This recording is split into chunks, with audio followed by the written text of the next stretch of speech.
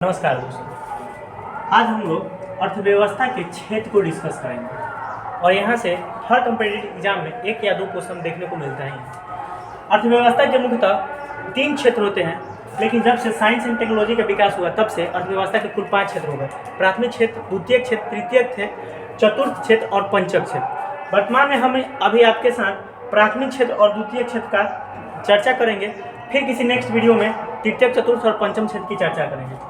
आइए जानते हैं कि प्राथमिक क्षेत्र क्या होता है। प्राथमिक क्षेत्र को इंग्लिश में हम लोग प्राइमरी सेक्टर कहते हैं। जो क्षेत्र अनिवार्य वस्तुओं का उत्पादन करता है उसे प्राथमिक क्षेत्र कहते हैं। जो क्षेत्र अनिवार्य वस्तुओं का उत्पादन करता है उसे प्राथमिक क्षेत्र कहते हैं।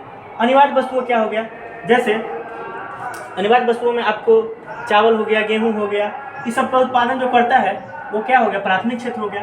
प्राथमिक क्षेत्र को कृषि क्षेत्र कहते हैं। प्राथमिक क्षेत्र को कृषि क्षेत्र भी कहते हैं।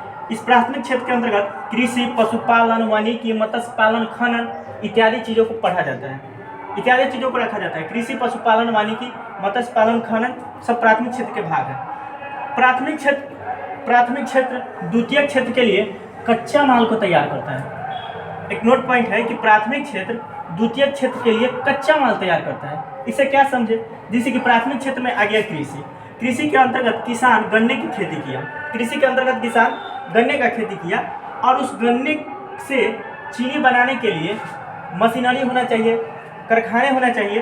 तो मशीनरी, कल कारखाने जो आते हैं द्वितीय क्षेत्र के अंतर्गत आते हैं। तो द्वितीय क्षेत्र के लिए प्राथमिक क्षेत्र क्या करता है, कच्चा माल तैयार करता है। आपका गन्ना हो गया कच्चा माल, तो कच्चा माल जो तैयार करता है द्वितीय क्षेत्र के लिए, वो क्षेत्र कौन सा है, प्राथमिक क्षेत्र है।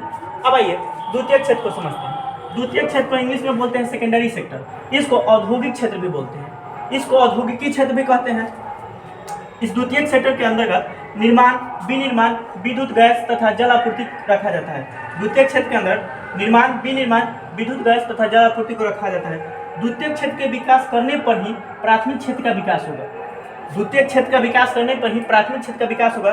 कैसे, यदि मान लीजिए कि किसान गन्ना का उत्पादन किया, लेकिन उस गन्ना से चीनी बनाने के लिए किसान के पास कहीं ना कहीं मिल होना चाहिए, जिस मिल में जाकर वो अपने गन्ना को बेचे ताकि उससे पैसा उसको प्राप्त हो। अब किसान गन्ना को लेकर अगर मिल में नहीं जाएगा तो उसका गन्ना वहीं पे बर्बाद हो जाएगा। तो क्या होगा, जो खेती किया उसमें जो उसका लागत लगा उसमें उसको घाटा लग जाएगा। इसके लिए द्वितीय क्षेत्र के विकास करने पर ही प्राथमिक क्षेत्र का विकास हो। तो सबसे ज़्यादा जरूरी है कि द्वितीय क्षेत्र का विकास हो, यानी हम कह सकते हैं कि भारत में ज़्यादा से ज़्यादा कल कारखाने लगे ताकि उससे क्या हो, प्राथमिक क्षेत्र का विकास होगा। तो द्वितीय क्षेत्र का विकास किस क्षेत्र पर निर्भर करता है, तो प्राथमिक क्षेत्र पर। द्वितीय क्षेत्र को जितना बढ़ाइएगा प्राथमिक क्षेत्र खुद ब खुद उतना अच्छा सुधरते चला जाएगा। तो आज के लिए बस इतना ही, मिलते हैं फिर किसी वीडियो में, तब तक के लिए नमस्कार।